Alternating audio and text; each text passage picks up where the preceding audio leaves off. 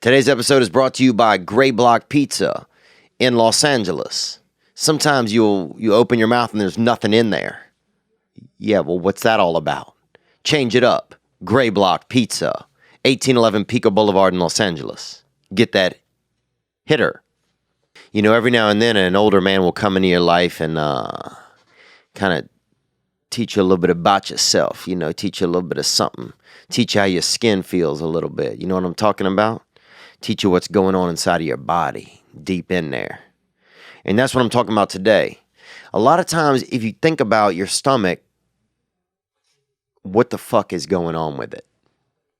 So here today, we have a beautiful man, and he's the author of the book, Grain Brain.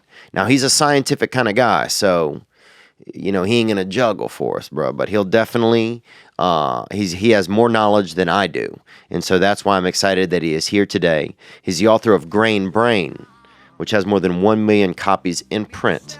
Ladies and gentlemen, Dr. Perlmutter.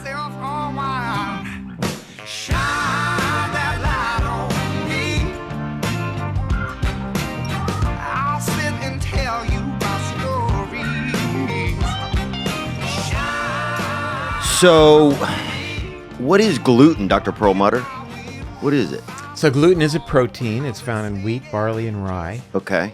And it's the rage right now. And gosh, we wrote about it 5 years ago in Grain Brain. And at that point, that was pretty darn disruptive. I want to tell you that people suddenly, you know, you threaten, give us this day our daily bread, and people have a conniption. People trip out. They do. Yeah, all my Jewish buddies first started tripping. They were like the first friends that I had. Matzah. They make gluten-free matzah. Well, they started they were losing it, and so then I was like, "What's going on here?" You know. And I mean, I've read more about it in your book, but I just wanted to hear, like, for a layman's, like, you know, like, if I saw gluten somewhere, would I know it's gluten? No, that's the thing. It's hidden in foods. It's, you know, you find it in condiments, in ketchup. You find it all over the place. It's tricky. It's like almost like tricky. Who's that serial killer that they just had that documentary come out about? I don't know, but it's Ted stealthy. Bundy. It's that Ted Bundy of Oh gosh, of the bread program. Really, I'm going to have to let you own that one. I'm not going to go there, but but that said, I wouldn't say it as aggressive as Ted Bundy. But having said that, it's sinister. It lurks in the background, and you know, when you face all of the chronic degenerative conditions that we face now in this world, the World Health Organization tells us that chronic degenerative conditions are the #1 cause of death on planet Earth. We have to ask ourselves, what's the mechanism there? And the mechanism is inflammation. Okay, what's causing inflammation? High sugar diet, not enough fat, things like gluten, food allergies. Those things literally have to come off the table. Now, I was reading in your book that and this blew me away, that people who have diabetes are twice as likely to have Alzheimer's. Let's contextualize that. Okay. We live in a country where 5.4 million of us have already been diagnosed with Alzheimer's. Yeah. Number one. Number two, there's no treatment, none whatsoever. And matter of fact, in November of 2018, a study came out in JAMA, the Journal of the American Medical Association, showing that the drugs that doctors are using to treat Alzheimer's are actually making them worse. Wow. As opposed to neutral. They're actually declining more quickly. So how is that even a thing? Anybody could make up that drug. I'll give you Starburst. I would say what you just said, that's the whole show. How is that a thing? Think about it. I mean, yet, you know, it's proved by the FDA. It's useless and, in fact, making people worse. And people are spending $1 billion in America to buy these drugs, putting their faith into these drugs to help mom or dad or husband or wife. And I've been there. I've been there with my dad who died of Alzheimer's. Yeah, so I read that in your book. It's like. Yeah, my stepfather has it, and my mother has too. And it's horrible. And it's mostly preventable. Right. And that's what we shout about. We shout about what you said is that diabetes is related. Okay, you know, when 80 million Americans are diabetic or pre-diabetic, it's not a genetic issue. All of a sudden, that's just happened the past 50 years. It's because we've changed our diet. Now we're eating more sugar, and this is a disease of sugar and refined carbohydrates and less fat, and all of a sudden everybody becomes diabetic. That may increase your risk for an untreatable illness, Alzheimer's, 2 to 4-fold. Wow. then you're really screwed. So that's really, so if you have that in your family, I mean, these are really things you need to look out for, because Alzheimer's can take, when does it usually kind of strike people, Alzheimer's? The beginning stages of Alzheimer's, what sets the stage for when you can't figure out what's going on around you, happens in your 20s and 30s. Jesus. That's your audience, and that's a very important concept. Yeah. That it's not when you're my age and you suddenly can't remember the grandchildren's names and you name it. Because that's what we think it is. You bet. That's By this then, idea. you're already down the road. Yeah. A lot of literature shows that if you look at markers of inflammation in the blood, they predict Alzheimer's 30 years ahead of time. Wow. And how do you get inflammation markers in your blood? You eat the wrong diet. Okay. So it's not like, people say, I had a heart attack. Well, it's not like you're walking down the street minding your own business and then all of a sudden this thing attacks you out of the blue. That's lightning. That's it. That's lightning. Right. Heart attack happens because you ate the wrong foods, you didn't exercise, you have some genetic issues, etc. You set the stage for a heart attack. You set the stage for Alzheimer's, and I'm here to tell your audience that there are changes to make today to lower your risk, because when you get there, when you get to a place where the doctor finally says, you've got this, there's nothing you can do. Man. So it's one of those things you have to start early. Yep. And I said 20s and 30s. Well, when do you start setting the stage for diabetes? Adolescence, childhood. You said it when you're born. Actually, the changes begin before you're even born. When you're in utero, depending on mother's lifestyle choices, has a huge role to play on whether you're going to be diabetic, whether you're going to be overweight, which is a risk factor as well. Wow. So I'm just thinking to myself, like, if I'm just hearing this, because a lot of our listeners are in their 20s and 30s. And, some of them may be diabetic, may not. But they're usually a lot of good people, a lot of active people that want to make their lives better overall. That seems to be our audience. So what are like some easy ways out of the gate that you think, is it just a rich thing? Sometimes I feel like just the rich can be able to, really have a nice thing. It's just the rich, because you have to buy something. Right. You got to go out and buy a new pair of sneakers. Really? Now, I don't know how rich you have to be, or you get them out of a bin, whatever you need to do, or you go barefoot. The bottom line is, step one is you got to exercise. You got to get moving. You got to get your butt off the couch, and you've got to get at least 20 to 30 minutes a day of aerobics. Add some resistance exercise to that, fine. But you got to get your heart rate up. And to what number? I don't know. I usually tell people 180 minus your age. Do the math. And if you can't do the math, then you really need to exercise. You got to be really cruising. You bet you do. And why do you want to exercise?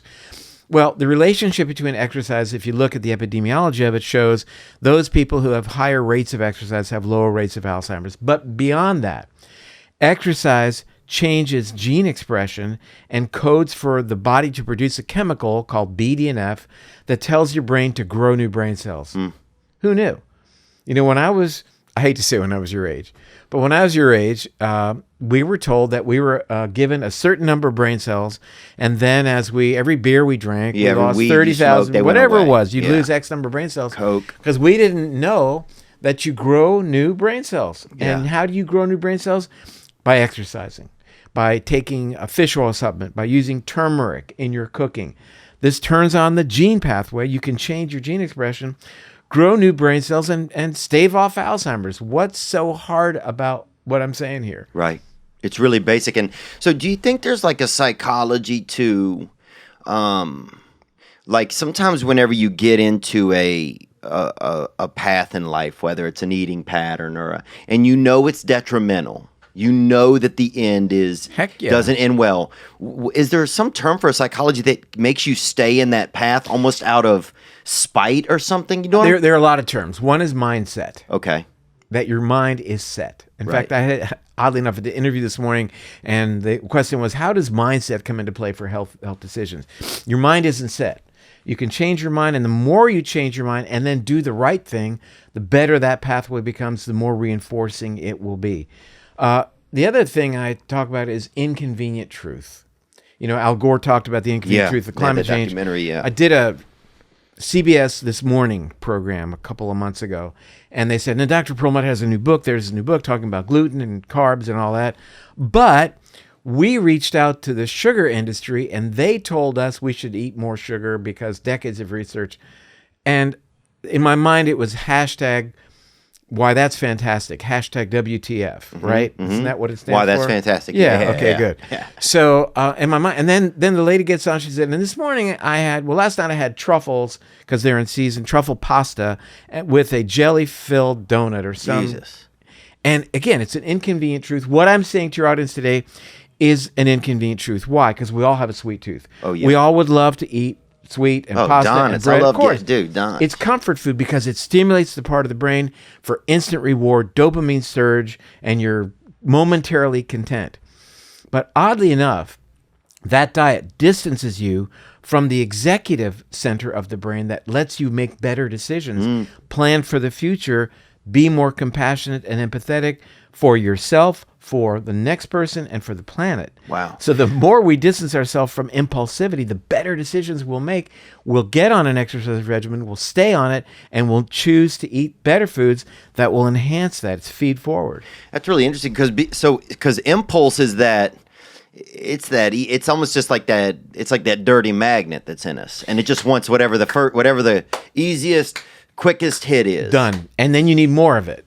I You see. need more of it Right. because it's a dopamine surge, stimulates the opiate receptors in your brain. Done. You've done your thing, and now you need more. And the more you do it, the more that receptor needs to be stimulated. And so choice is almost behind impulse a little bit. I mean, it's right there with it, but it's almost like you have to outride the impulse, I feel like. Exactly and right. Then, for a second, and then be able to. That's what I feel for me. It's like, okay, I just need a second and make a choice. The moment you just did that, what Yeah. you just did, Theo, is you stopped dealing and responding to your amygdala brain, your reptilian brain, that said, I'm going to eat this, I'm going to do sugar this, I'm going lizard. to punch this guy. And instead, I'm going to decide. That one moment is all the difference in the world. I'm going to think about, do I really want to eat this? Do I really want to, whatever the addiction may be, Yeah. do I really want to do this? And now make a more sophisticated, more human, rational decision to not do it. You've broken the spell. You can move forward. Wow. And does that get easier over time doing that? Absolutely. We talked about the growth of new brain cells. Yeah. The same chemical, brain-derived neurotrophic factor, BDNF, that you get from exercising, Okay. stimulates what we call neuroplasticity. That allows you to connect to that part of your brain. So these things then stick. And the more they stick, the better you get at it. It's like learning to hit a tennis ball. And then the better you feel about them. Does that impulse ever switch to the other? Yes. We need the other impulse.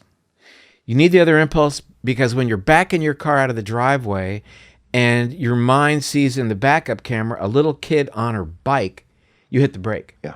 You don't think, well, it'd probably be a good idea to Right. hit the old brake pedal because this is going to turn out bad. So that's when the No. lizard really helps. You bet. You need that. You need that impulsive Right. activity to make the right decision quickly. But you don't need it when you're trying to figure out what foods to buy in the grocery store.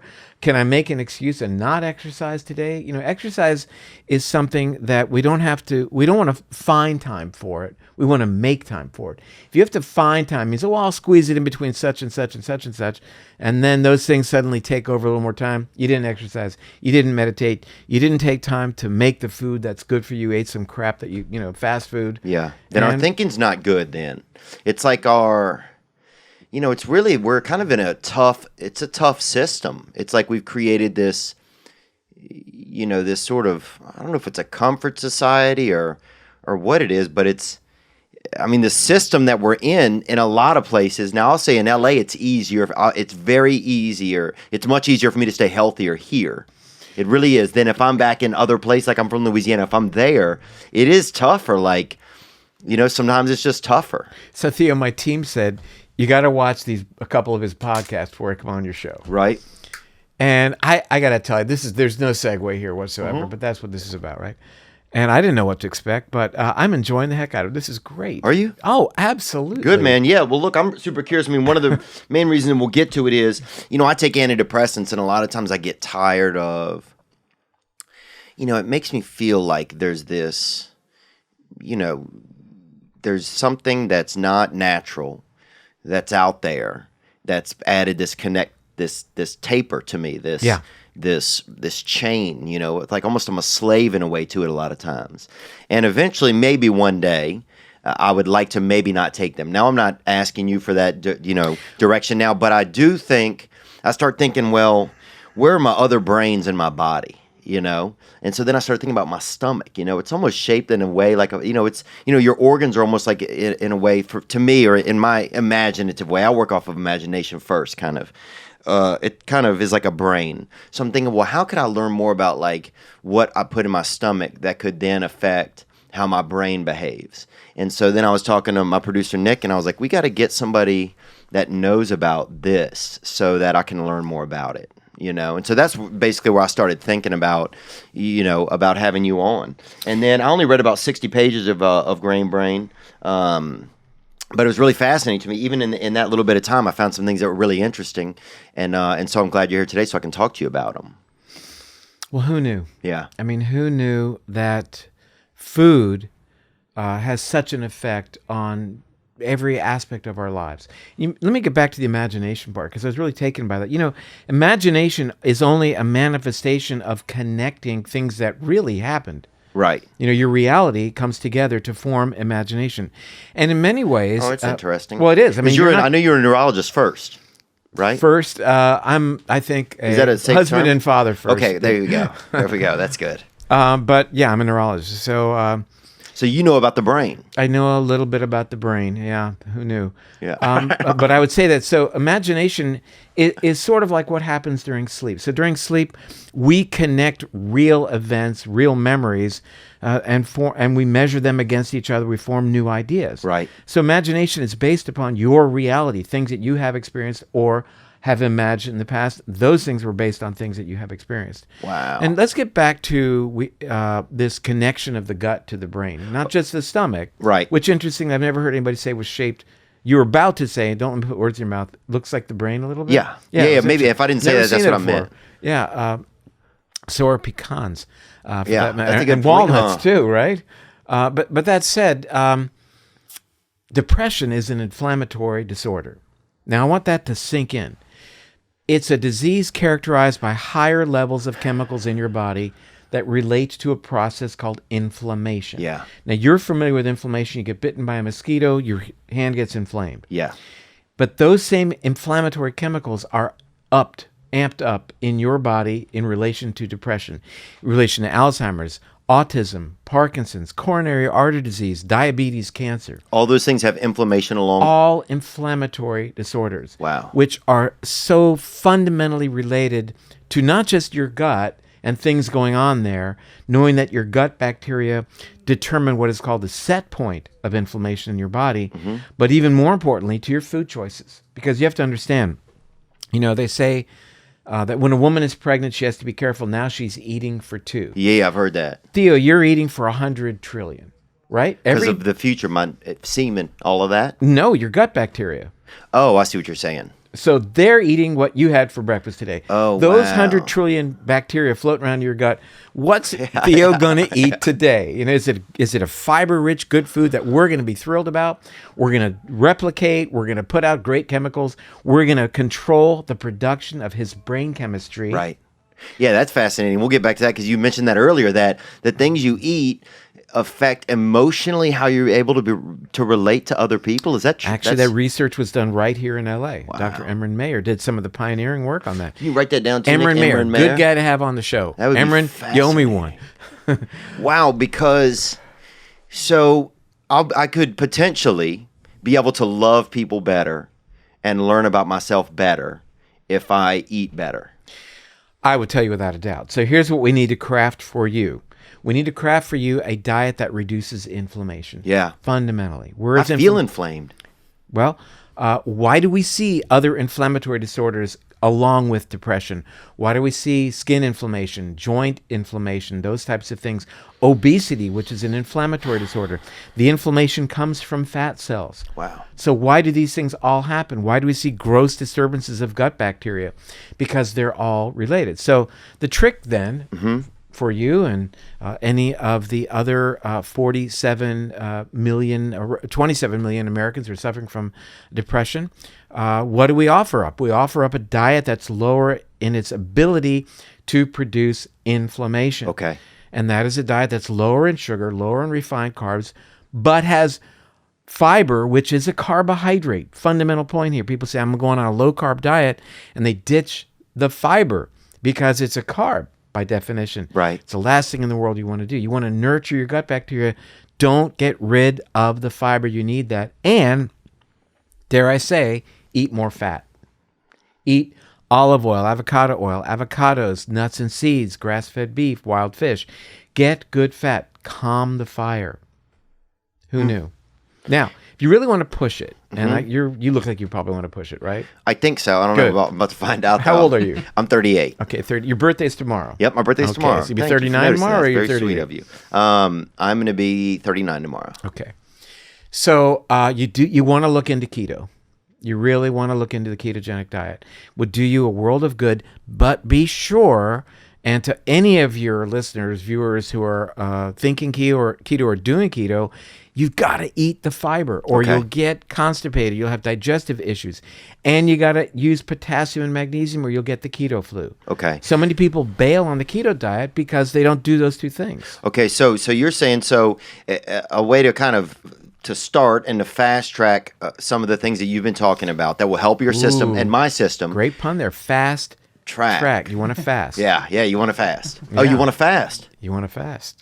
Do you want to fast? Well, hold on. First, let me, because I'm slow, so I have to go through. I don't know if I'm sure my listeners are a lot quicker than me, but they always say I'm repeating stuff. But so a keto diet that we also add potassium and magnesium supplements. Now that could be vitamins. We could get those in a store.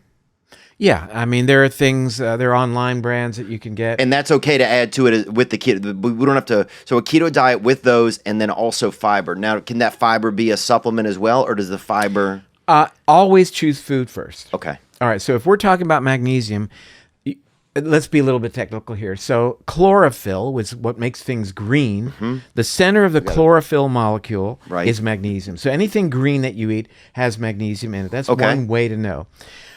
So you want to get diversity. You want to get lots of color. You want to eat a lot of vegetables. They have a lot of fiber. If you really want the right kind of fiber for your gut bacteria, you use what is called prebiotic fiber. That's onions, garlics, leeks, chicory root. That's from Louisiana. All the coffee has chicory in it. That they dilute it in the day, especially in World War II. But dandelion green. But you can go to the health food store and stand at the counter and say, I want some prebiotic fiber. I'm not saying probiotic. I'm saying prebiotic. And they have prebiotic fiber that's made from acacia gum. That's the tree in Africa. It secretes this gum, sustainably harvested. It's the best prebiotic you can find. Dang. Organic. It secretes this gum. It's twice chewed then if you get it, you know? I guess. It might be a bad joke. But what we can do, though, is we can put a list of like a basic kind of starter set of diet under this YouTube. That would be, I think, really helpful to people. But let's talk about more that involves inflammation that you can leverage for depression. Okay. So want to do everything we can. Diet is key. Okay. Exercise, 20 minutes of aerobics a day, key. Being on schedule is really very important. Wow. Trying to do the same thing every day that you possibly can. Not just what you eat, but when you eat. Try to eat your last food at least 3 hours before you go to bed. Okay? Yeah. So you want to be sleeping when you're sleeping, digesting during times that you're awake. You want to make sure you're getting good restorative sleep, like 8 hours a night. That would be really important. And dare I say, you want to limit stress. And what does that mean? Everybody's talking about, I want to limit stress, so I don't do certain things. I don't engage in certain things. Stress can be watching the evening news. Stress can be on social media where we're being told we're not good enough. Yeah. Because social media pounds you with ideology that we're not measuring up, that everybody else's life is better. You look at their Instagram posts, they're having the best time. Why is my life not so great? So stop comparing ourselves to other people. That's the biggest stress inducer I think of in our modern times. So get off of this merry-go-round where everybody else looks like they're having. I got news for it. They aren't. Right. They're all having a great time. Their lives are wonderful. They aren't. Yeah, they're not sharing the truths a lot of times. Yeah. Which would probably, if they did, it might even alleviate some people's stress to know that that we aren't the same. Do you really? So you really? Yeah, I guess in your lifetime you've probably seen, and I don't think you're much older than me, but I bet in your lifetime that you've seen Has that really shocked you, the way that social media and stuff has become that much of a stressor? Absolutely. And I'm a lot older than you. I'm 64. So You look good for 64, Dr. Perlmutter. I'm trying. Yeah. It has shocked me and my son, Austin Perlmutter, also an MD, to the extent that we've written a book about it. Wow. And that's coming out in January of 2020 called Brainwash.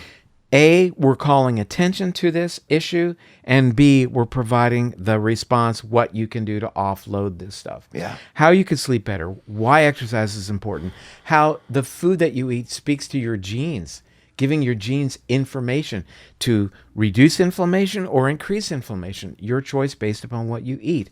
But to identify this very obvious way that we are being manipulated on social media Yes. and in our digital worlds, not just for producing this feeling of low self-worth, but providing the quick clickbait answer to satisfy, look, I'm overweight, buy this thing, lose weight quickly. And all these ideas for quick and sudden, that's redundant, ways to satisfy ourselves, getting back to that impulsivity part of the brain, where we're saying, look, stop. If you think you need to buy stuff every day on Amazon because that makes you feel better, stop. Wait 24 hours and then buy it. If this is a quick fix for your problem, take a deep breath. But don't be misled by what you're seeing on digital media as to what your value is. So Facebook shouldn't determine Theo's value, what you think of yourself. Right. You talk about depression. What goes on in terms of manipulating your online choices is a situation that absolutely creates depression. And so, like, give me an example of that. So what goes on, like the things that I do online and how I behave on there and what I see on there, you mean can immediately make me feel a certain way? Absolutely, because what it's doing is it's catering your brain to continued relationship with the amygdala, the reptilian brain. Immediate response. You feel bad about yourself for this, buy that, and you're done. You've satisfied that. You get the dopamine hit as soon as it arrives the next day on Amazon Prime, or they drop it in your backyard with a drone, or however the next new way of you satisfying that urge. And then it came, and you suddenly realize, I need more. I'm not content. Whereas contentment means you have enough. Yeah. That's the prefrontal cortex. You have achieved a place where you don't need more. You've achieved a place of happiness, of empathy and compassion for other people, of being able to calm yourself and make appropriate decisions about your life, and make decisions about your life, and about caring for your neighbor, about caring for people who are different than you are, and about caring for the planet. Wow. So that care, it's amazing that so much emotion can come from what we eat, and that it can. I could definitely see how, like, if you had less inflammation, so less inflammation means less stress. Absolutely. Okay, and so less stress, of course. It's going to be easier for you to be patient with someone. It's going to be easier for you to be more understanding. It's going to be easier for you to take that extra second to, like, kind of make a choice. So you're not just being that reptile. But it seems like all the advertising and everything these days were like catapulting humanity towards just using that reptilian brain. That's right. So we've got to stop that. Do you think we can? I'm going to do my best, and Austin Perlmutter is doing his best to put the information out, Brainwash, about what people can do. And one other really important part of the program is reconnecting with nature. And that can be having a plant in front of you when you're doing a podcast, or it can be walking in nature and breathing better air. What about candles even? I notice when I have candles around that I feel so much different than when I have regular lights on. Candles are a visual. We are attracted to fire. It's very calming. But in addition, there are scents of candles, which hopefully are natural. And that's another reason that forests, being in the forest, really reconnect us. That's a very deep and primitive part of our brain that you're activating. Yeah. Man, it's crazy to think kind of like just where we're headed then, I read in your book that there's like sometimes you think like, okay, I'm having this thing that my ancestors had, this primitive sort of diet, and it was about wheat. A part of it was about a wheat or something, but that the wheat that we have now is nothing like the wheat that they had then. Well, and I might be paraphrasing. Let's put it in perspective. Our ancestors didn't have wheat. Okay. So wheat only came into the picture 14,000 years ago, to be generous, which means for 99.6% of our time walking this planet, we didn't have wheat. Wow. We didn't have barley. We didn't have any of that stuff. I mean, that's when agriculture began. And, you know, the size of our brain increased threefold from 2 million years ago up until about 14,000 years ago. And then it stopped? Then it's declined 10% since then. Jesus. So think about that. So, you know, everybody That's crazy. Everybody credits agriculture with, you know, with all these great advances in humanity. You know, the development of cities and our social, true social networking. But in reality, it has represented the greatest change in human diet ever. So, you know, that sort of segues to the so-called paleo movement. And yeah, I think to grasp that, you really have to understand that food is information. What do I mean by that? That the foods you eat, yeah, it nurtures your gut bacteria. We talked about that, which is hugely important in and of itself. But it also sends important information about your environment to your DNA. You are controlling the expression of your DNA based upon the foods that you eat. So if I eat healthy stuff, I'm letting my DNA know that I'm in a healthy environment and that everything's okay. And then your DNA creates antioxidants. Right. It helps you chills out. It's at the detoxify. beach. It makes chemicals to grow more brain cells. And it lets you feel better about the world. Whereas, if I have 2 boxes of Tartantines, and then my DNA says, "Jesus Christ, I don't know Tartantines." Oh, just like a it sounds bad. Candy. No, Tartantines didn't grow in nature. Yeah, anyway, sweet tarts. Sweet tarts. I remember those. Or sugar Tootsie Rolls. Just, yeah, you know, you're reaching back. I'm trying to find it. Milk duds, Necco wafers. Neckos. I was right there. Yes. All right, that was perfect, dude. That's crazy, bro. I know. Wow. We're gonna take a poetic pause here. But when you do that, you eat that food. So you have the artificial colors, the artificial flavors, lots and lots of sugar. Yeah. That sends signals to your DNA that amplifies the production of inflammatory chemicals, reduces your production of antioxidants, and compromises your detox pathways. So you're eating poison, and at the same time, you're compromising your ability to get rid of poison. So you're setting yourself up for disaster. Now, when can you have some poison? Like, when can you, like, sometimes, look, man, if I've been on a flight to New York and I walk by that Dunkin' Donuts, bro, I got to have one, you know? I can't even, and they got the lady over there looking at me. So the lady's looking and say, Theo. There's a lot of advertising, 3 or 4 different colors, written in bright colors. I want you to realize, to take a step back and think that that's playing on you. That's playing on that quick dopamine surge. Are they going to get, who's in charge? That lizard. That's what you ask yourself. What I do, look for a mirror. Look yourself in the mirror. Look in your eyes and ask yourself one question: who's in charge? Fucking Larry Duncan. Usually, bro, I go straight for that Dunkin' Donuts. Yeah, I mean, so Dunkin' Donuts they get me. Okay, now a lot of times things don't get me though. A lot of times things don't get me. But can you celebrate once in a while? I mean, you can't. Absolutely. Right. I mean, do you ever celebrate? Like you have a birthday cake if it's someone's birthday? Not so much. Right. That my cells didn't know that it's your birthday tomorrow. They don't know that yesterday was St. Pat. Whatever is the holiday. Every day could be a holiday. That's I'm sure it's somebody's birthday every day, right? Yeah. Your cells don't know it's Thanksgiving or Christmas. They don't take the day off. Right. So again, from my perspective, having dealt with patients and their maladies for all these years, having dealt with a father who died of an illness that's related to lifestyle choice, and my mother as well, as a cigarette smoker, I realized that your choices matter a whole heck of a lot. When Theo says you look younger than 64, God, I'm thinking keep at it, stay with it. But beyond that, get the message out. Do the best you can to get the message out for other people, because people are absolutely struggling. Yeah. You walk through that airport, whatever time of day it is, and you look at what people look like. A, most people are overweight and look awful. And B, they're not happy.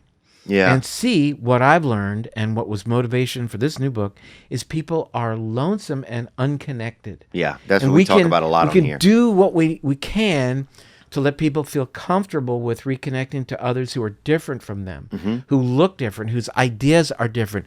And we stop. We listen to what that person has to say. You know, you ever heard the saying, you know, if you're going to judge somebody, you have to walk a mile in their shoes before you say something about them. You know why they say that? Because then when you judge them, you're already a mile away, right? And you have their shoes. So, I mean, you know. I like that. Now, where do you go? Where do you go with that? I stumped you. Yeah, I think I am stumped. So now you talked about prebiotics earlier, and we'll put a couple of those on, and you can go to your health store and ask what they are. So you recommended for a kind of not a fast track, but to get started in a place that would have a diet that is better for you, that would cause less stress and cause less inflammation in your body, would be a keto diet with magnesium and potassium supplements and some prebiotics. That would be a great start. Lots of fiber. Yep. Now, after you were to start this, what are signs that you could look for that it's having an effect in your life? And that happens quickly. Wow. You know, usually a couple of weeks. You wake up refreshed. You want to open the curtains and let the light in. So many things that we could talk about in terms of that. Keep that in mind.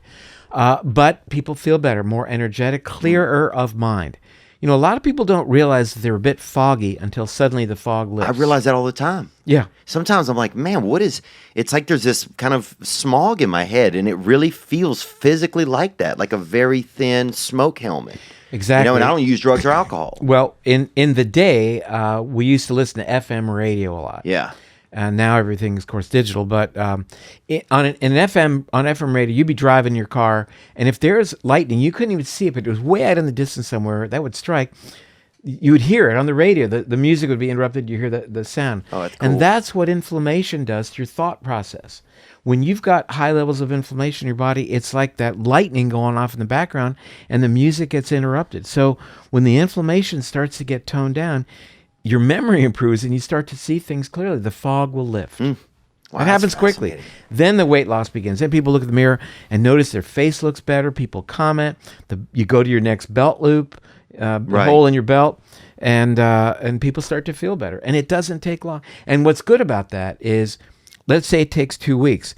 That is self-reinforcing. I'm doing it. I'm finally doing it. How good does that feel? I am not on a diet. It's not XYZ diet where you buy a book or go on, whatever it is. I don't have to go to meetings. I'm just eating the right foods. My body is responding. Because your body wants to be healthy. Yeah. It wants to resist disease. Your brain wants to work. Your brain wants to resist disease. And your mood, I think your body, your brain wants you to be happy. Yeah. You were gifted this lifetime, and you were gifted, I believe, the desire and the ability to enjoy life and not be depressed. Yeah.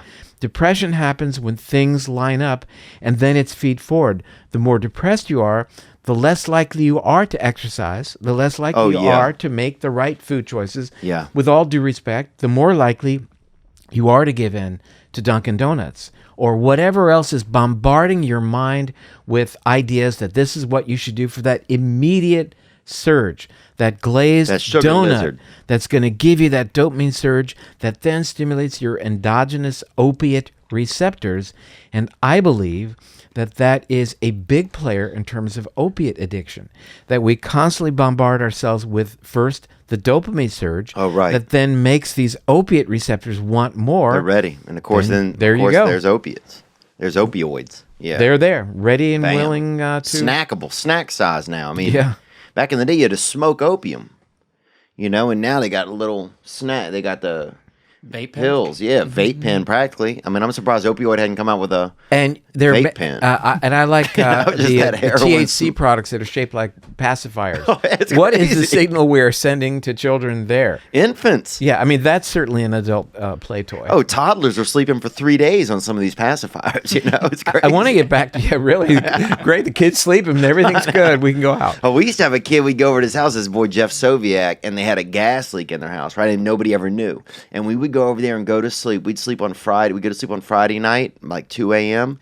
Dude, we get up Sunday morning, man. We'd sleep for like 32 hours. We had no idea that they had whatever kind of gas that is, you know. I wonder how old Jeff Soviak's doing these days. I don't know, dude. Probably. I don't know where he is. And actually, I've tried to text him and call him.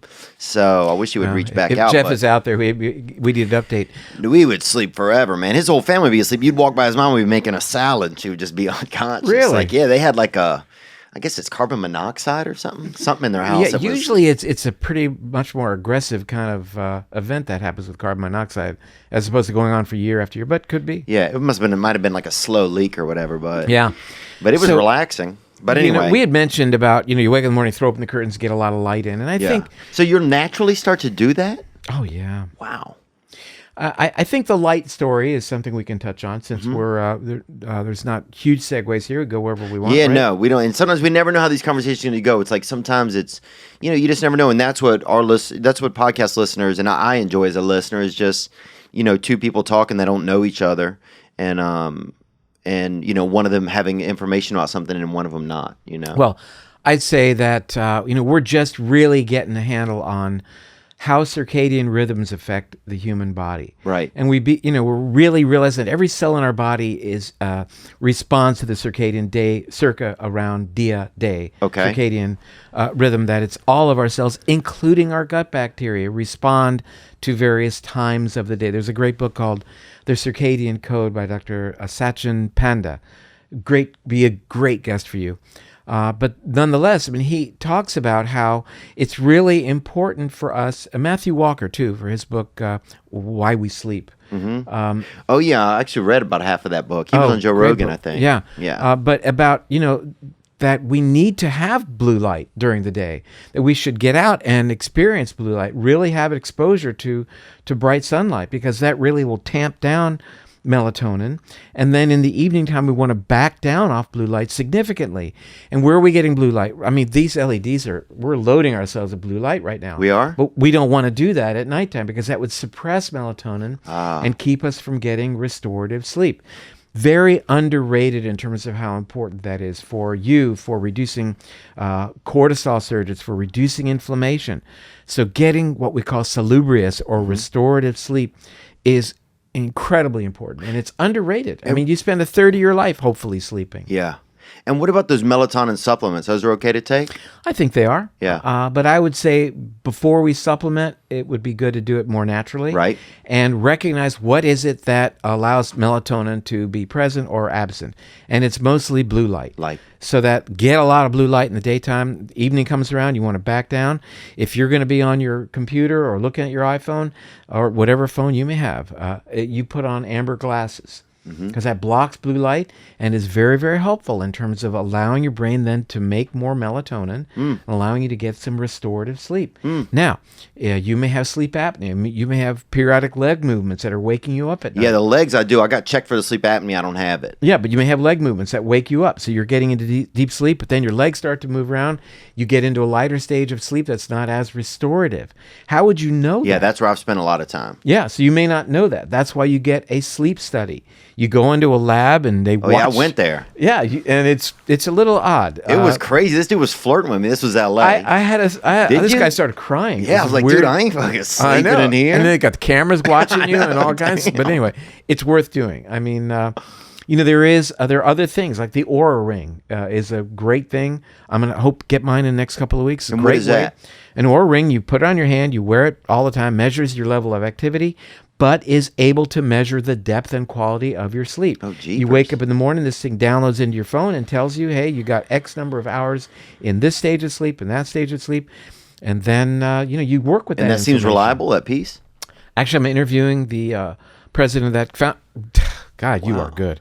The founder of that company next week, and going to learn more about it. So I'm very excited about it. And anything that you can learn that can hack your body and give you tools, I'm all about it. It's time to do that. That's going on. We have so much information now. Yeah, I think get your 23andMe or other online company that'll give you a report of your genome. You need that information. You can do great stuff once you take that data, download it to one of many different sites, I recently downloaded mine to Found My Fitness. That's Rhonda Patrick. Great site. And I learned stuff about myself that I think is really important. I learned, for example, that I don't metabolize or use B vitamins very effectively. I have to have a special type of B vitamin called methylated B vitamins. I never would have known it. Wow. So who knew?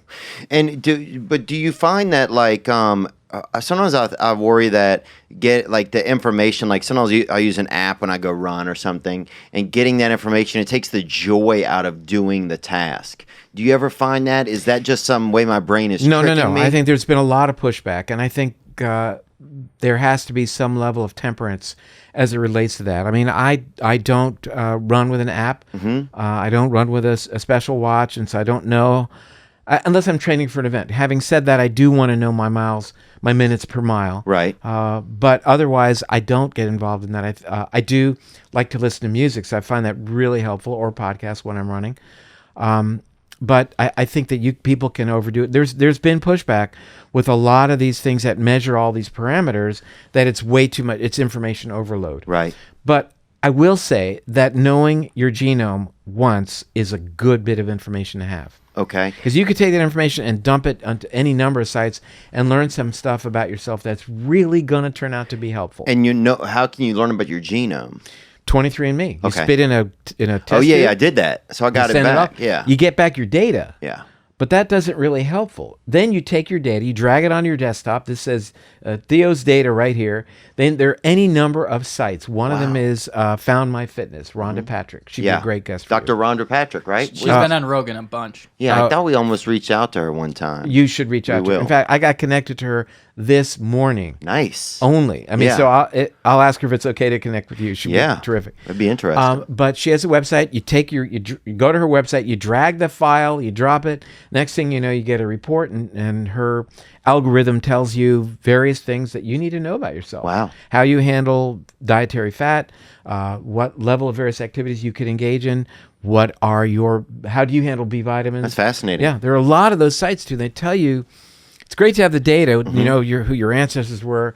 You know what percentage of your genome is Neanderthal. How is that helpful? I don't know. Yeah. But beyond that, there's a lot of stuff you should know. That we can use, especially if we can. There's another way. It's just interesting to know there's another way to use that information, because I didn't even know that. I'll help you with it. Okay, cool. That'd be awesome. I just wanted to know a little bit more about, do you think that people could eventually, I mean, obviously, this is something people always need to discuss with their doctors, but get off of antidepressants? I knew you were going there, and I would say that let's make this our goal, you and I, to get you off of medications. We'll work, give it a year. Okay. All right. How cool would it be for you on your program to say, I've been off whatever it is I don't know if you told your audience what you're taking? Yeah, I just switched to something else, Vibrate or something. Right. So how cool would that be that you say, I did this, this, and this, and I've been off my antidepressant for X period of time. I'll try. You'll work with your doctor. I am not your doctor. You'll work with your Correct. doctor. But we'll talk about some lifestyle issues that may pave the way for letting that happen or not. Wow, dude, that's Are you in? crazy. I guess I'm in. It would be silly for me to say I'm not in. I'm always talking about doing things different and taking some contrary action. So I'm ready to do it. I think maybe that's even why you're, one of the reasons, for me, why you're here today. Selfishly, but that'd be awesome. Totally reasonable. You're not the only one who's watching this. That's a good point. So past weekend is brought to you by Skillshare. Now, think of somebody who can't do something. You ever see somebody? What are they doing? Nothing? Loitering, maybe? Just sitting there, just hanging out with gravity? That's nothing. Well, that person needs a skill. Go tap them on the shoulder. Say, hey, buckaroo, you should be doing something. Skillshare is an online learning community for creators. With more than 25,000 classes in design, business, and more, you'll discover countless ways to fuel your curiosity, creativity, and career. Take classes in social media marketing, mobile photography, creative writing, or even illustration. Whether you're looking to discover a new passion, start a side hustle, or gain new professional skills, we're talking professional skills. Think of somebody that's a professional, a doctor, a dancer, someone who makes cement. Skillshare is there to keep you learning, thriving, and reaching those new goals. Join the millions of students already learning on Skillshare today with a special offer just for our listeners. We need skills. So go to Skillshare and get 2 months of Skillshare for free. That's right, Skillshare is offering our listeners 2 months of unlimited access over 25,000 classes for free. Go to Skillshare.com/TheoVon, TheoVon, no spaces.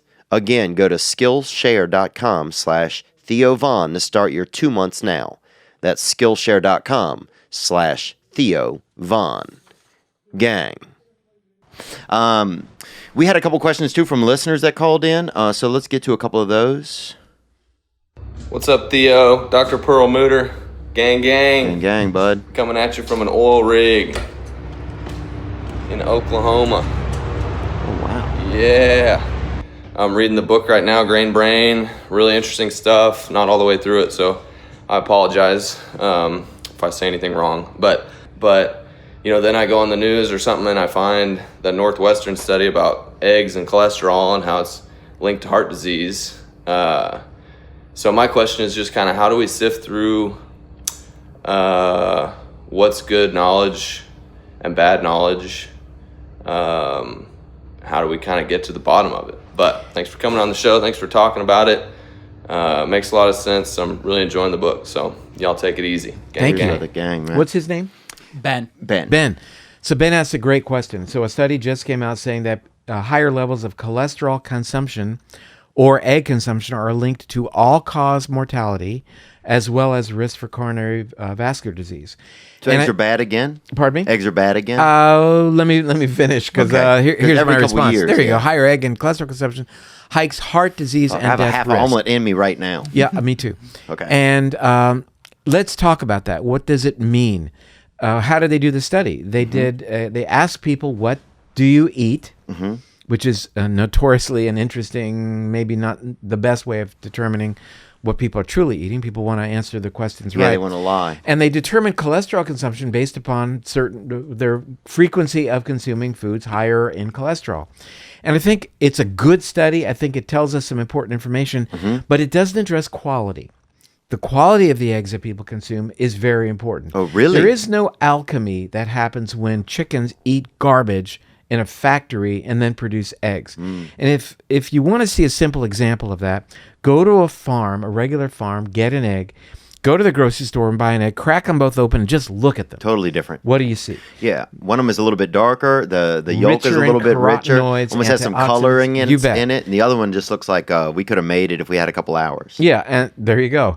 And the same thing deals with meat consumption. I mean, do I believe that in general meat consumption is a health risk? I do. Do I think the China study, Dr. Colin Campbell's book about risk for colon cancer, one of the things you mentioned, increase with meat consumption? You bet I do.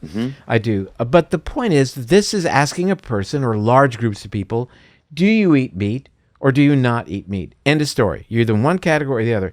It's not asking, do you eat meat that you get at the grocery store that came from a factory where they fed these cattle garbage, genetically modified, sprayed with who knows what, antibiotic treated, on and on, versus do you eat meat that's grass-fed from animals that are roaming free and not exposed to toxins? Yeah, because traumatic, because then you're just getting secondhand inflammation from the meat. 100%. You got that when you nailed it on the head. Jesus, man. So that's the point. That's the information. Yeah, how was the cow feeling? They should write that on there on the back of the thing, Lance was doing well, whenever Until the day. Yeah. But it would be like saying, we're going to do a study to determine if alcohol consumption is good or bad for your heart, and not determining any difference between whether that alcohol comes from a glass of organic red wine versus some rot gut scotch that you buy at a convenience store. Right. It's all alcohol. No, it's not. It's all meat. No, it's not. I see. So I think it's really important to look at this information. I think it's very valid. I think Ben's question was good. But having said that, we've got to do science that looks at quality of the foods that people are eating. Okay. Would I say that eating eggs from the grocery store might not be a good choice? Yeah, I would say that. Same thing with the meat. I wouldn't eat that stuff. Wow. And I think, to be fair, more vegetarian of a diet is a good choice. We are now at a place of one meal a day. being plant-based, and moving forward, our next book is talking about OMD, 1 meal a day being plant-based. Wow. And so now when you say, so people can switch if they need to from a lot of these, because a lot of people, we're in regular towns, like in my town growing up, like I don't know if I was there, maybe I would have access to these things. First, I would have to seek them out. I could probably get like fresher meat because there's like a lot of venison and that sort of stuff. I'd have to call a local distributor and find out what their route is and how they usually go about delivering stuff. But you're saying that that's a smarter move to organize something like that than to just be going to the grocery store and getting I want to repeat what you just said. Yeah. And it's very important. Your viewers need to hear this. And that is, you're going to have to seek it out. And that is the difference between finding time to do something and making time. It's about priority. Yeah. So if we're going to prioritize food, and we should, prioritize exercise and prioritize sleep. Yeah. That's the key to health. That's the key to getting rid of depression. It's the key to reducing our risk for chronic degenerative conditions moving forward. Those things have to move to the top of the list because after all, if you don't have your health, then nothing else matters. Yeah. Yeah.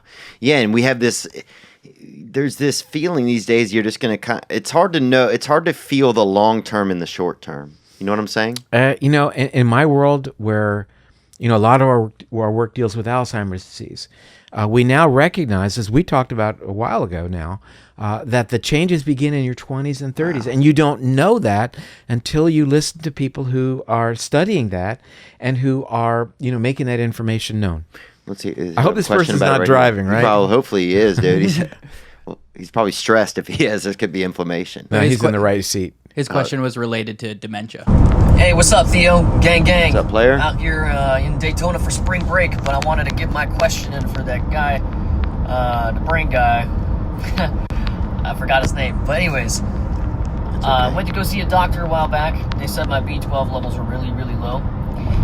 So low, in fact, the guy said that it attributed to giving me bad headaches as I get migraines and headaches. And he said that if I don't start taking B12 and taking them seriously, I can have early onset dementia in my 30s. Yeah. Can I ask you a question?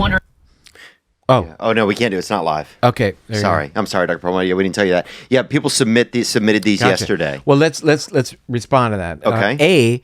One would wonder why in the heck did his doctor check his B12 level? And I would say probably had nothing to do with his headaches. It had to do with this, I don't mean technical, the size of his red blood cells. Okay. The lower your red cells are, the lower your B12 level is higher, bigger size your red blood cells. Because they're stressed out?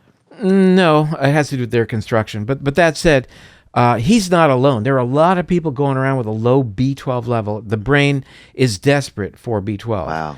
So where do you get B12? Well, you get it from organ meats.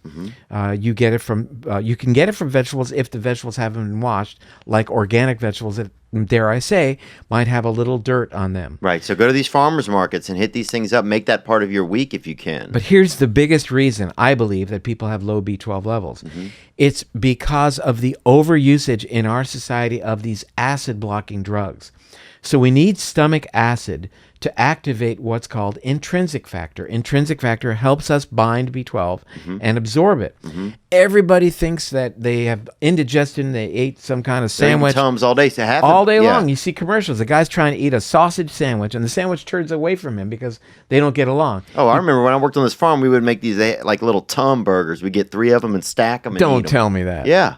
All right. So case in point. So when you inhibit stomach acid, you compromise B12 absorption, your B12 level goes down. So his doctor is recommending B12 orally. I'm not his doctor. Right. But if a person had that low a B12 level, I don't know if how low it was. We would definitely start with some injections. Okay.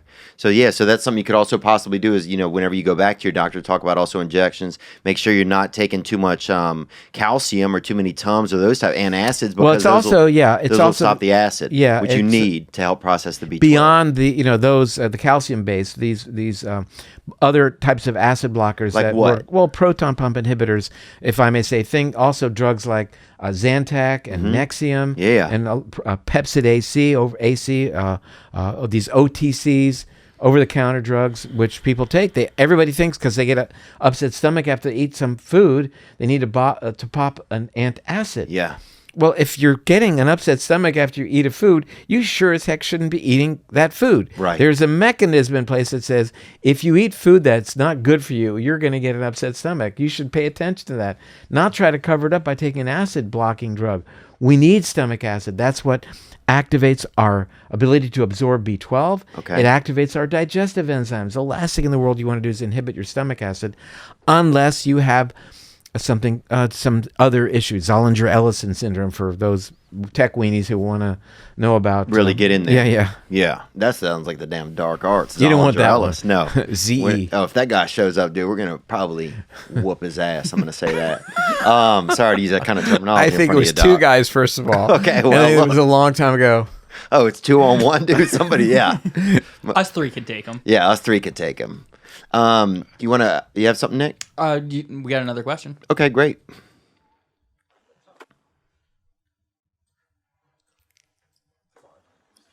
Hey Theo, hey David. I was wondering, as a neurologist, David, what's your opinion on treating depression, anxiety, etc., with psilocybin?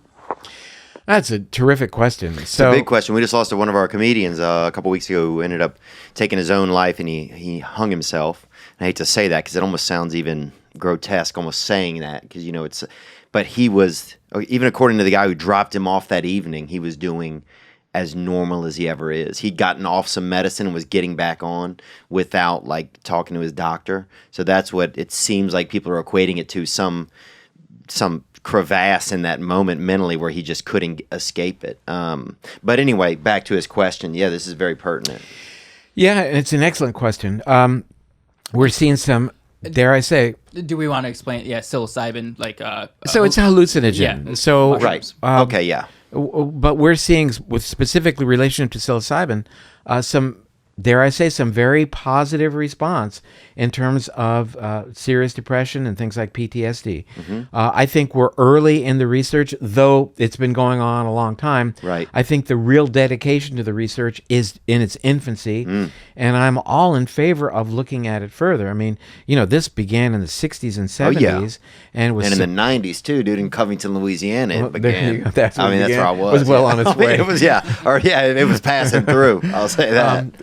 Is it something that you've ever tried? Have you ever experimented with psilocybin? Have I ever tried mushrooms? I have. Yeah.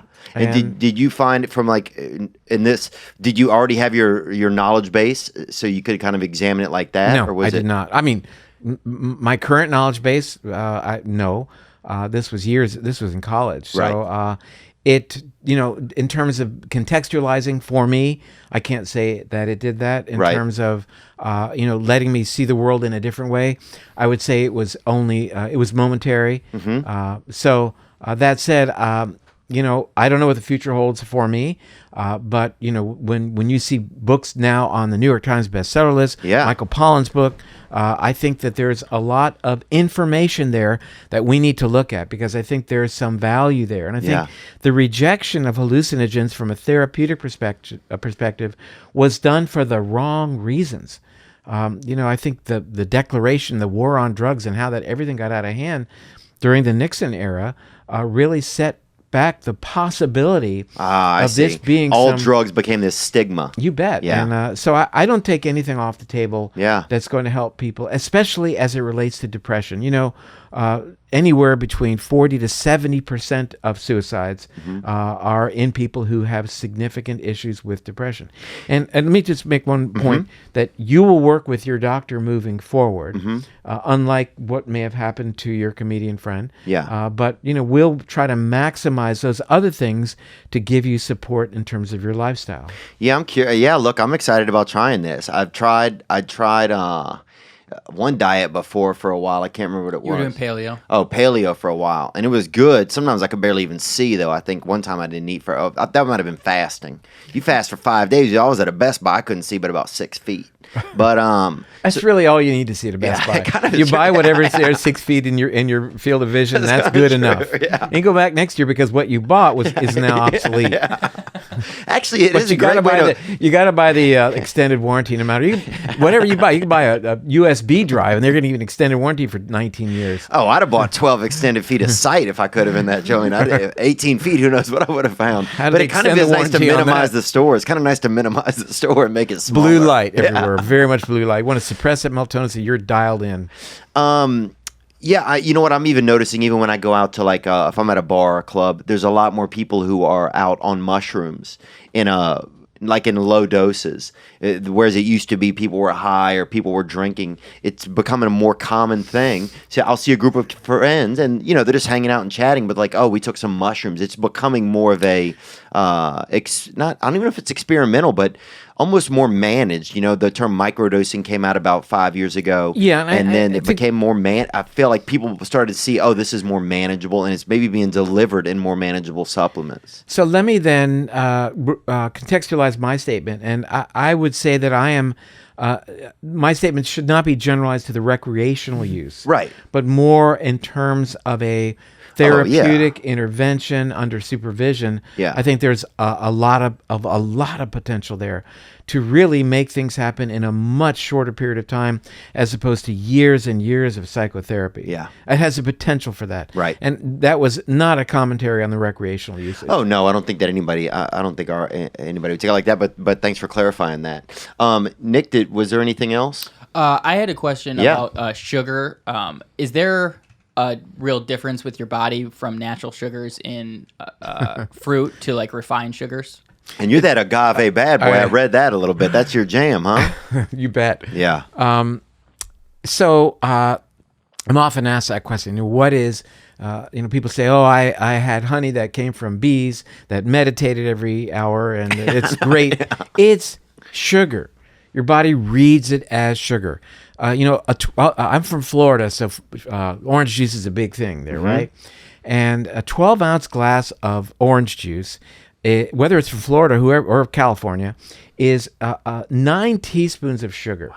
In a 12-ounce glass of Florida, 34 to 36 grams of carbohydrate in your. That's before you've had your croissant or bagel, which are fancy jam, names. Put jelly on. You bet, and that's breakfast. Your blood sugar surges, then it crashes, and then 10 o'clock in the morning, you're in trouble. You're back at Best Buy again or Costco, and you're trying to be sick in front of you. Just loitering. I know, loitering, getting picked up, and so how is loitering not a disease, dude? There's some people who just I know. That's all they do. Like loitering. Loitering's a great thing. I got to take in the moment, to be present, be mindful. That's a good point, actually. But that said, your question is very good about eating fruit, and this notion of 6 to 8 servings of fruit a day. It's way too much fructose and glucose. You got to go more green. You got to get on the other side. You bet. And what about fruit juice? Sorry, just to clarify. Oh, that's freshly squeezed. Look, a freshly squeezed orange juice has the same amount of sugar as Coca-Cola. Jesus. What's the mystery here? Everybody says, but it's got vitamin C. I mean, please, you're going to offset 9 teaspoons of sugar with the 80 milligrams of vitamin C in terms of being good for you? That's the trade-off? I don't think so. There's, have water, have carbonated water, have fruit-flavored water. There are lots of them out there right now. I just tried a new one, and I thought it was great. So for breakfast, man, I just don't want to not be able to. I mean, I feel like it's going to be hard. What can I eat then?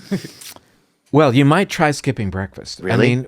You might try having your first meal of the day at noon or 1 o'clock. Yeah, I'm smarter if I skip breakfast. I notice my brain works better. Well, if you eat, let's say you eat at 1 o'clock. Mm-hmm. That's when you had dinner the night before at 7. Mm-hmm. You've gone all that time fasting. Then you have a meal that's called break fast. Right. You broke your fast at 1 o'clock in the afternoon. Right. You build up those ketones. You're stressing your DNA a little bit. A low-grade stress, we call that hormesis, amplifying your longevity genes, turning on pathways, NRF2 pathway for those who care, to increase your antioxidant production, increase detoxification, decrease inflammation. It is the home run. Wow. And who knew? I don't know who invented 3 meals a day, but somebody one day said, 3 meals a day, that's it. If you don't do that. Probably Bob Evans. I don't know if you've ever been to a Bob Evans steakhouse or not, or that breakfast joint, but he's had at least 4. I know Bob Evans. I bet they wanted to say 4, and they talked him out of it. They would. The midnight snack. That would be the worst time in the world to And people get up and have a bowl of cereal with I had one a glass last of milk. night. What do you have in the middle of the night if you have to have something? You're hungry, you have to have Glass of water. something. Now you go to You sleep. can't though. You got to sleep, man. What if it's just driving you nuts? If I ever had woke to. up It's an and had to do emergency. something aside from pee, I'd say I would probably eat half an avocado. There you go. Yeah. I like that. And maybe fill the little hole after you take the seed out. Yeah. I fill the hole with olive oil and then a little sea salt. That's my favorite. I can eat that and be one and done. And Dude, my dad used to put mayonnaise in avocado. And Oh, he there would you take the go. middle out and put mayonnaise in that sucker uh, and eat that that's, thing. you Boy. mish it up, and the next thing you know, you got guacamole. I Right? didn't even think Put about a- that. a Yeah, he little never mixed it salsa. though. Kind of lazy, I think. But he would just like put like a thing of mayonnaise in there. But it But he gets- was old though too. My dad was 70 when I was born. He was an old man. Wow. So he had that senior. Do I get the same genes as I would have if my dad was like 35 when I was born? Well, interesting. You get the same genetic code, but there are nuances of gene expression that change during a person's life that are passed on. In fact, you have changes in your gene expression that you've inherited from your grandparents. Yeah. We've recently seen some studies that show significant changes in the offspring of male mice who've been exposed to nicotine. Jesus Christ. Yeah. dude. So how we live our lives, not only how we treat our kids, but they inherit a lot of stuff from us. If they'll smoke, they'll poke. That's what I used to hear. But if you were trying to meet girls, it was like if you're trying to pick up girls at a bar or something, it's like, oh, the girls that are smoking are usually down for some type of intercourse. But that's just an old. Apparently, it pertains to mice too.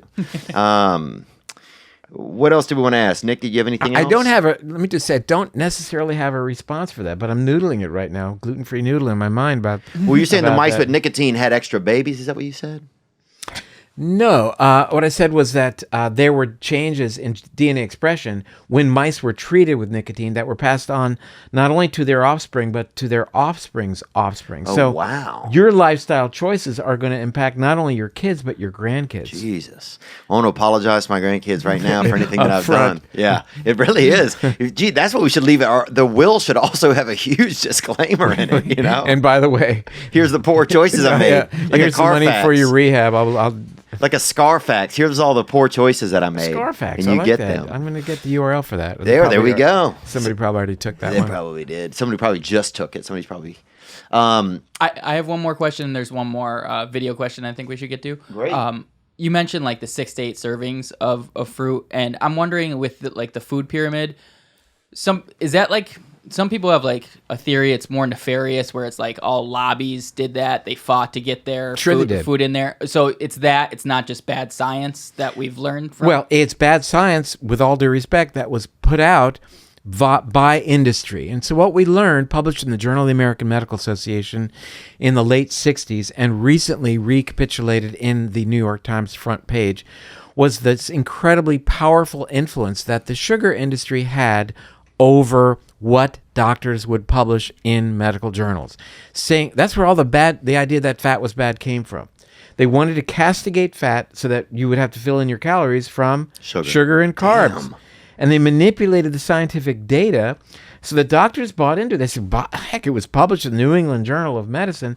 Meanwhile, we've now learned that in the late 60s, early 70s, those well-respected researchers were paid off. Jesus. And that killed hundreds of thousands, if not millions of people globally. Because when America adopted this fat phobia. Yeah, I remember it went that. around the world. Everyone wanted to be like Americans. Yeah. And they dropped their dietary fat, but not everybody. I mean, we saw places, for example, like France, where they continue to eat butter. They use a lot of olive oil, and their rates of cardiovascular disease are lower. Rates of cancer are lower. And to this day, it remains that way. The people in various places like Europe, Italy as well, eat a lot of fat. You know, the Mediterranean diet that everybody's That's what I hear about a lot. So great. It's a diet that's high fat.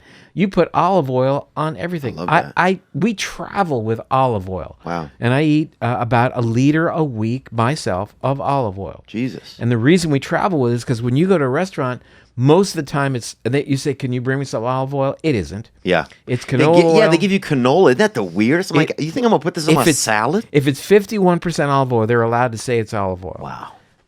Like if it's 51% whole grain, they're allowed to say this is whole grain cereal, whole grain pasta, whole grain bread. But do you see those things starting to change? Like, are we going to? Because I feel as much as it's so funny. Half the day I'll feel like, man, we're all fucked. We're all addicted to all these foods and all these things, and society's fucked. Then the other half of the day, I will think, you know what? There's such a rebirth of people learning right now through long form entertainment, like podcasting, instead of just short form quips that are advertiser supported, like on larger networks, right? That we're in an age of enlightenment, kind of, where if you want to be enlightened and you want to learn, you still have to take action physically, but if you want to, that it's there. So it's like it's so crazy. Half the day I feel one way and half the day I feel the other. But isn't it wild that like it's legal to have so many other things that are so addictive, but they're not really branded that way? Well, you know, I choose to. You know what I'm saying, though? Oh, I absolutely do, and I don't like what I see around me. That's for sure. But you know, I think it's better for me to light the single candle as opposed to cursing the darkness. I mean, truthfully, you read Grain Brain. There's a lot of cursing of the darkness that goes in there because I don't like what people do to manipulate you. Right. And it's unfair and making things addictive that you would never have suspected. Yeah. Online gambling. You know, all these things. Oh, yeah. I was at a casino this weekend, and when I'm in there, it's when I thought about it. I was like, I can't believe. I mean, the casino must have made $15 million this weekend, the one I was at. And I was like, I just can't believe that this is legal because even though it's fun for a little bit, and I get how the dopamine hits and stuff, and it would seem like it just is not good for people overall. It isn't. And it keeps them locked in, where we start our conversation today, keeps them locked into their reptilian amygdala brain of impulsivity and not thinking of consequences. People can be addicted to online shopping. You know people like that. Oh, pornography. I mean, I'm about 95 days off of pornography. Well, think about that. That appeals to you instantaneously, and there's a click. Just like to go on Amazon and buy something instantly. A drink. And here you are, you haven't slept, you've traveled, and you see Dunkin' Donuts.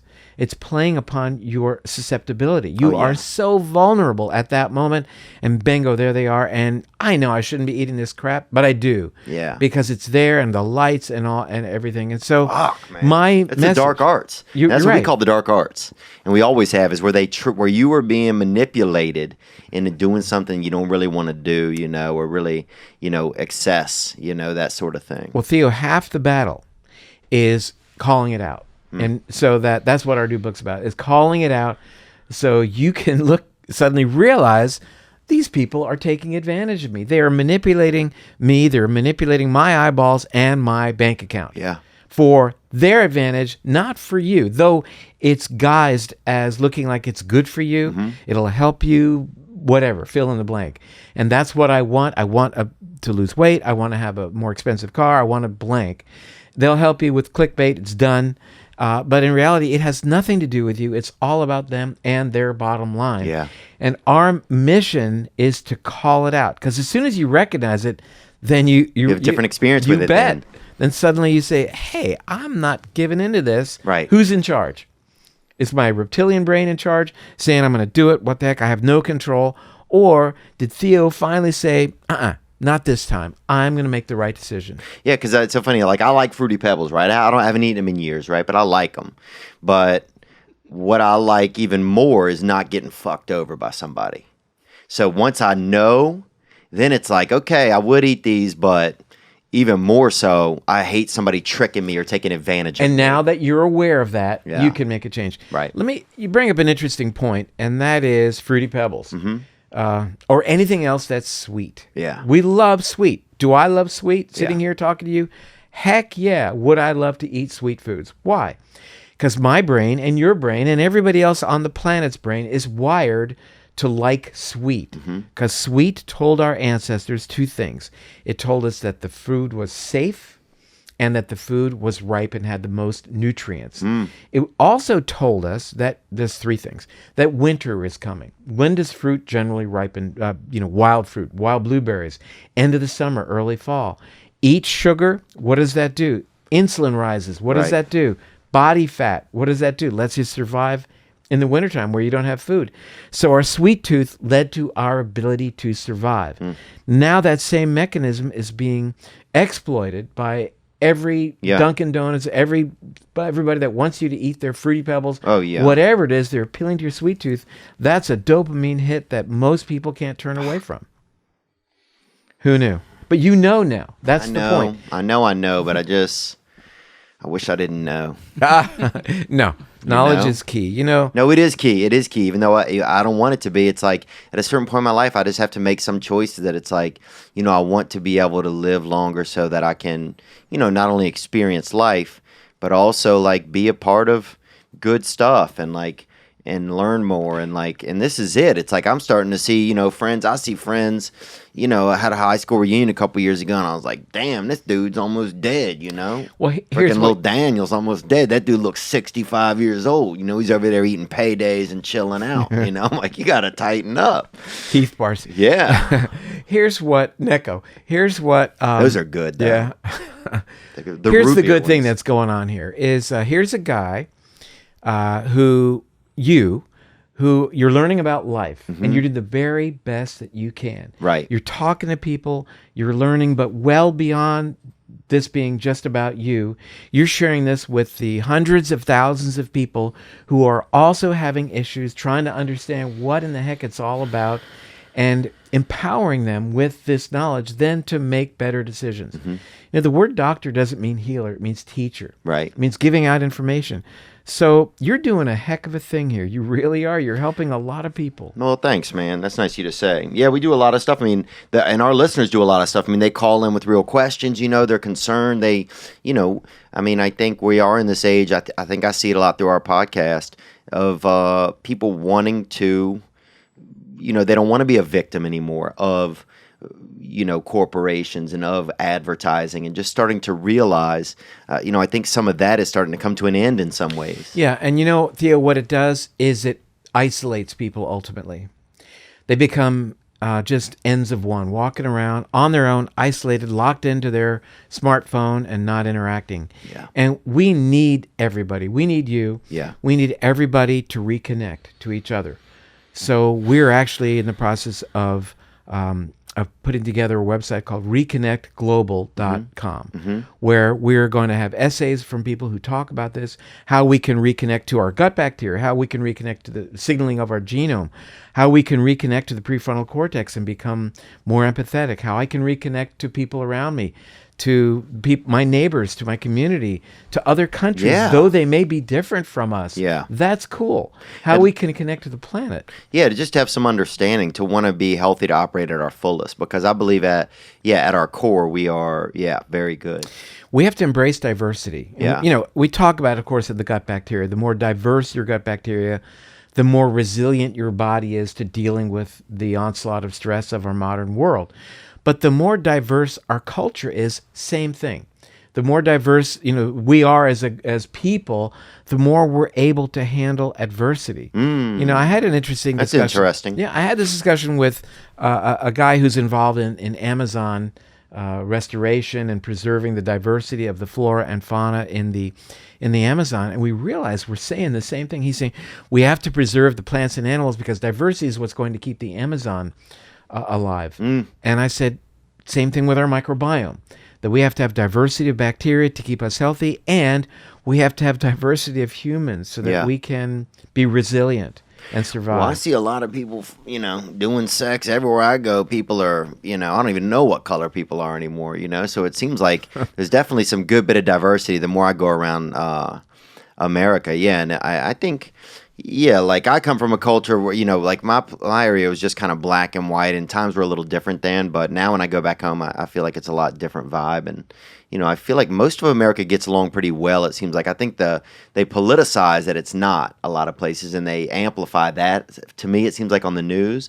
But most of the places I go, it doesn't say it's not really the reality that I see and feel, you know. Well, we are programmed, hardwired to really make a decision when we see somebody's eyes for the first time or their face for the first time.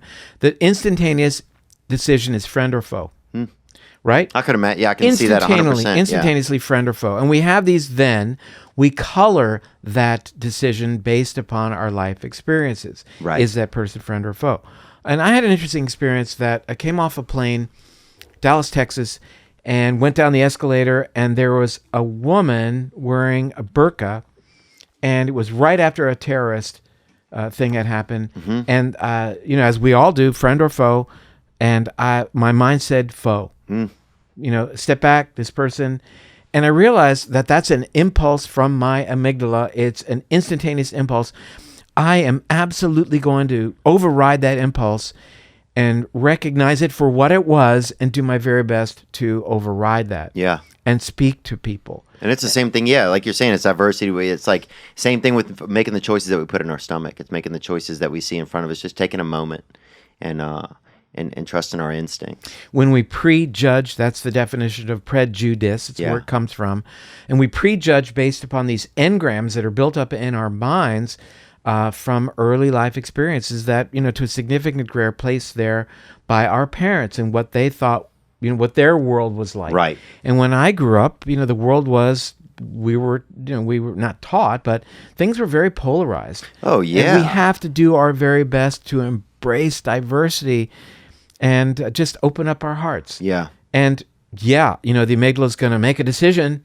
We don't have to go with that decision. Right. If the amygdala says, I'm going to reach out, I'm going to buy, I'm going to do this, I'm going to eat this, we take a step back, we bring online a higher level of thinking, and we ask ourselves, is this an appropriate decision? Right. Am I just being lizarding? manipulated? Yeah. Am I being manipulated? Am I just lizarding?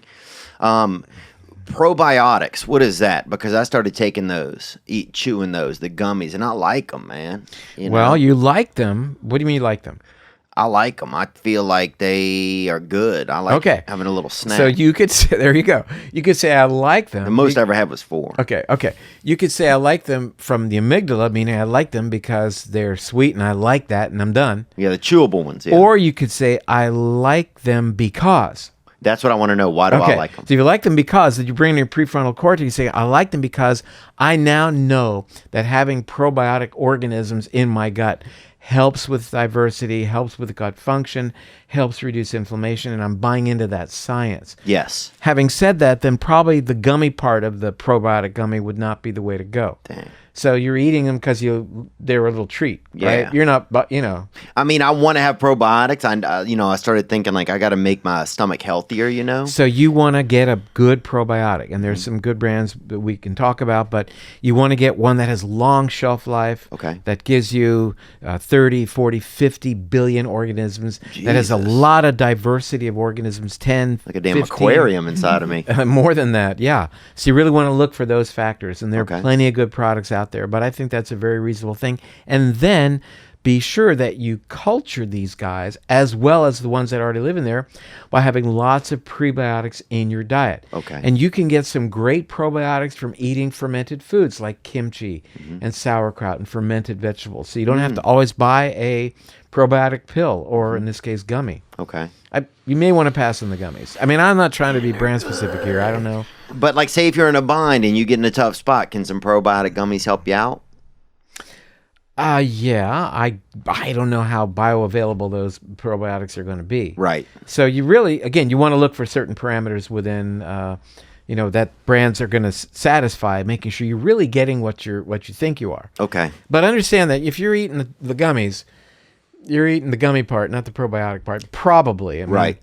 You think there's some probiotics in there? They have to put something, huh? Who knows? La-di-da. There's no Jeez. there's no oversight as far as that goes. Who looks at that and says, yeah, not only are they in there, generally read the label. And oftentimes what they're going to say is 10 billion CFU, meaning colony forming units, at the time of manufacture. Right. And if you see that, that's not the product for you. Right. You don't want something that when they manufactured it 18 months ago had this, now it's got nothing. You want that fresh hitter. You want to have something that says 30 billion CFUs guaranteed for 12 months after the date that is stamped on that product when it was manufactured. So you take it 6 months later, it's been on the store shelf, you had it at home, and now it's still going to kick your butt in terms of having good probiotics.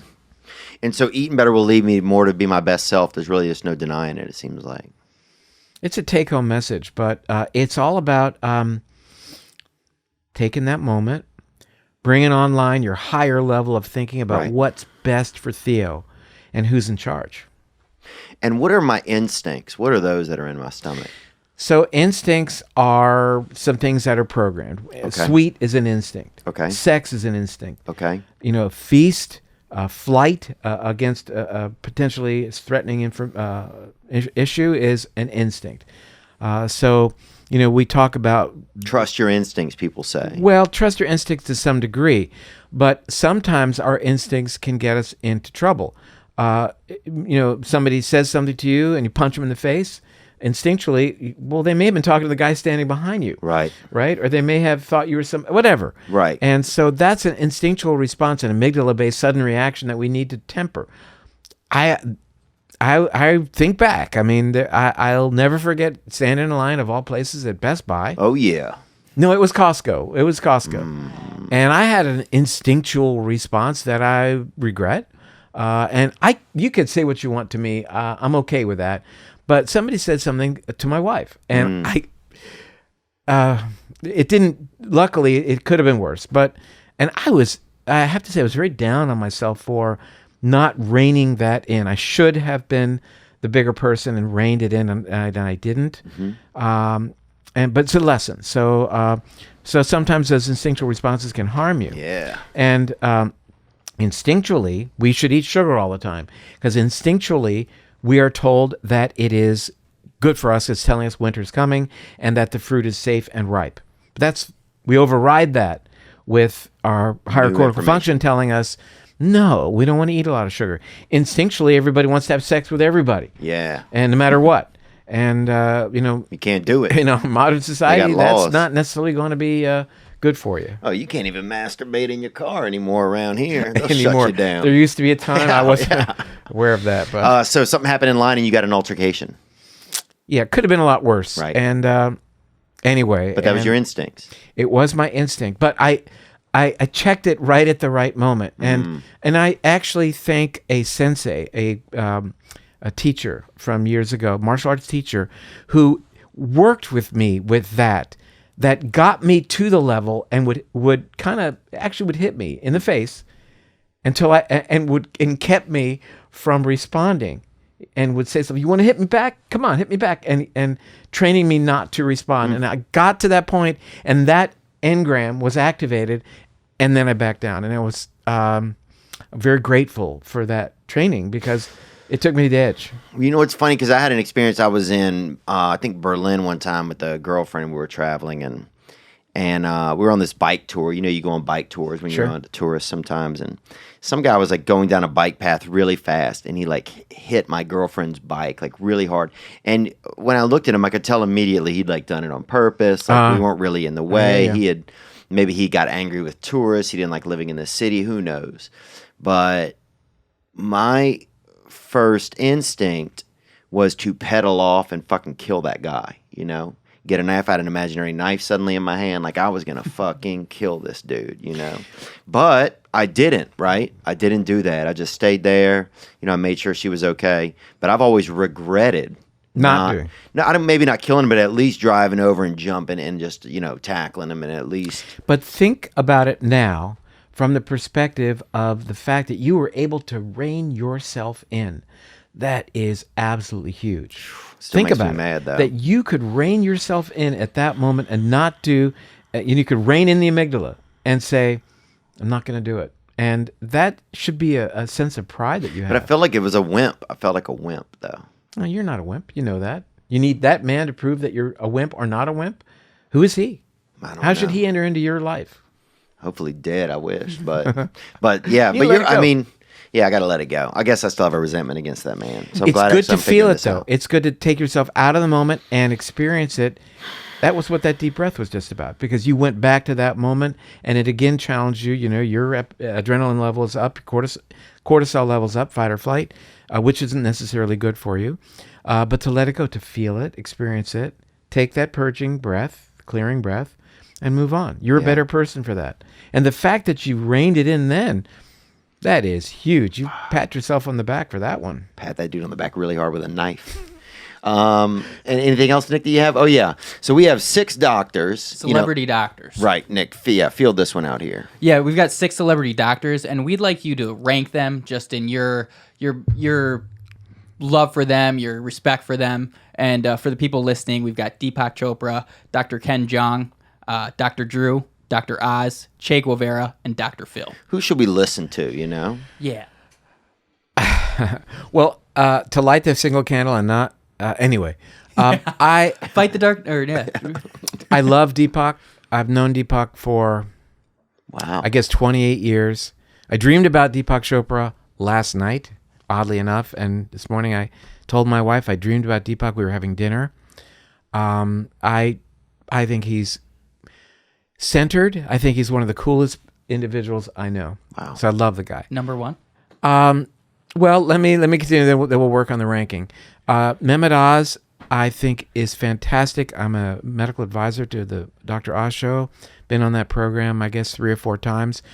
I respect his desire to be a little bit out there, to challenge the mainstream, and to really apply a level of objectivity to things that are a little bit off-center, and I highly respect that. I know him as a person, and his wife, and his wife's parents. Is he a neat man? He's a cool guy. Wow. I like him a lot. And we actually just were with his mother and father-in-law 2 weeks ago in New York, and they're terrific people. Dr. Drew, super cool. I mean, here's a guy. Jacked, too. Yeah, he is. I highly respect everything he's about. His inquisitive mind is breathtaking. His depth of knowledge, but depth of validation when he has an idea, I think is super cool. Yeah. The other 3, I don't know who's top middle there. That's Dr. Ken Jeong. He's now a comedian and comedic actor, but he was... That's right. He was a doctor. Mm-hmm. I only know him from the comedy perspective. Yeah. Apparently, doctoring wasn't going so good if he bailed out. Yeah, but apparently this part is working out well That's for a him. good So point. I've heard him on the Comedy Channel, so or one of the Sirius Radio channels. So from that perspective, I respect his comedy. Che Guevara, I'm not sure. I think we're kind of in a different arena. And with all due respect, I think that Dr. Phil might be in a different arena, not being a medical doctor. But then again, things that both What is he a doctor of? He was a bouncer, wasn't he, on the Oprah show? Well, his show is all about psychology. Oh, that's right. So, both Deepak and Mehmet Oz are MDs. Deepak was an endocrinologist, very well credentialed. Mehmet Oz practiced cardiovascular surgery, as you may know. So my ability to relate to them based on my training, I think, is much greater. And but clearly they both are exploring areas that are not particularly in the field of medicine, but absolutely should be, like spirituality in the case of Deepak, and certainly Mehmet goes to that place as well. So, what can I say? We'll leave the answer at that. Who do you think sexier, though, out of Dr. Oz and Dr. Drew? Who? What? Who's sexier, you think? Well, I don't know what kind of shape Dr. Oz is in. I think he's lean and mean. Dr. Drew dedicates himself to that. He's ripped. Yeah. I don't know. I think Deepak is sexy, actually. I do, because Deepak does what he wants. He wears what he wants, and I think he's very attractive from the perspective of being artsy in that regard, and I find artsy to be very attractive. Gang, there you go. Deepak it is, man. Dr. Perlmutter, thank you so much for being here. Been a I pleasure. think it's been really, really interesting. Awesome for me. Thanks, Theo. Oh, I got a year of dieting now to do. This is going to suck. A lifetime. Oh, shit.